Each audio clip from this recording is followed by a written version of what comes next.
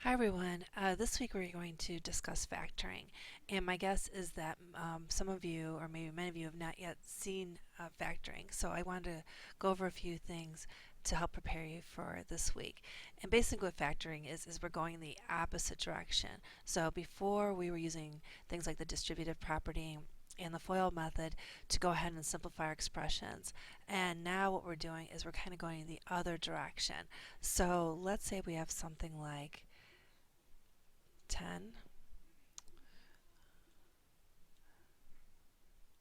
x squared plus 15x. Okay, so this is something that may have been simplified. So what we want to do is go the other direction where we look for our common factors and we pull them out. So again, we have 10x squared here. So what we're doing is looking for the greatest common factor in each of these terms that we can pull out. Now, sometimes it can be a little challenging to figure out what number is the greatest common factor. And there is a tool in our calculator that can help us do this. It isn't required, but maybe sometimes if the numbers are rather large or something you're not familiar with, you can go ahead and try this. And it only works for two numbers, so if you have three numbers, you'll have to um, try it on the third one, but at least it'll give you a start. So if we go to math, and then we slide over to num, so I'm over to num, there's something called GCD, which is the greatest common denominator or greatest common factor.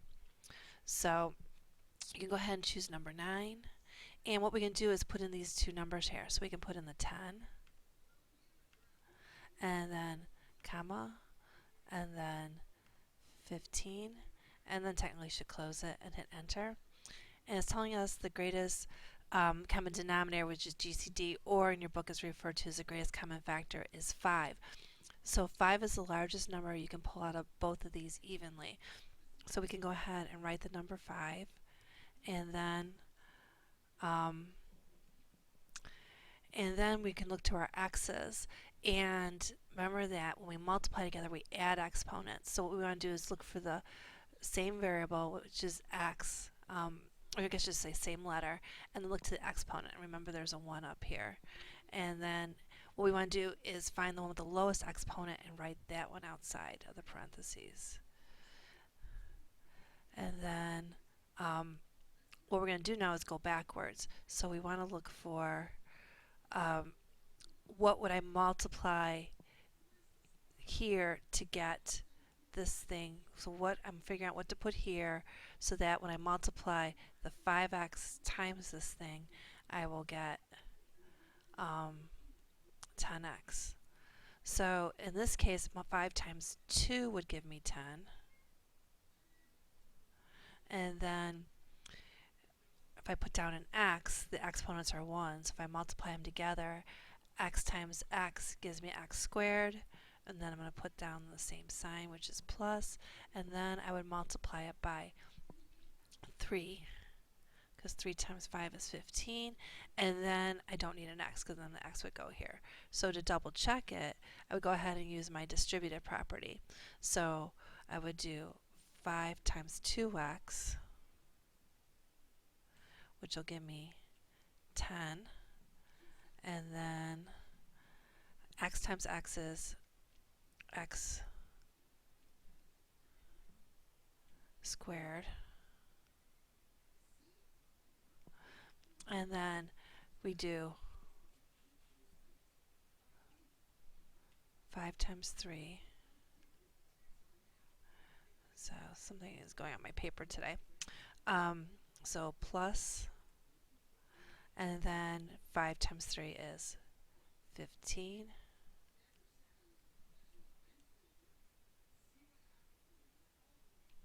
And then you get x.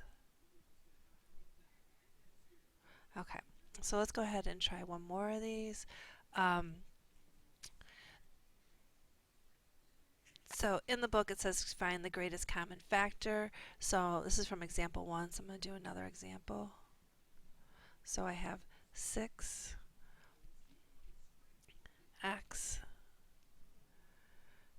cubed, and then I also have 10x. So this one they're just warming me up so you can find the greatest common factor. So we have 10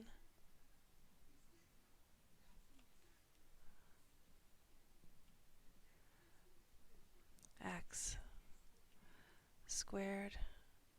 Okay. So then, again, if you weren't quite sure what to do with the numbers or what factor went into both of those evenly, you could go to Math, Num, go down to GCD, and then put in 6, comma, 10, and then close your parenthesis and hit enter, and it's going to tell you 2. So 2 is divisible into 6 and 5 evenly. Now there's another example where you have 3 numbers. So what you can do is, let's say if the number is 15,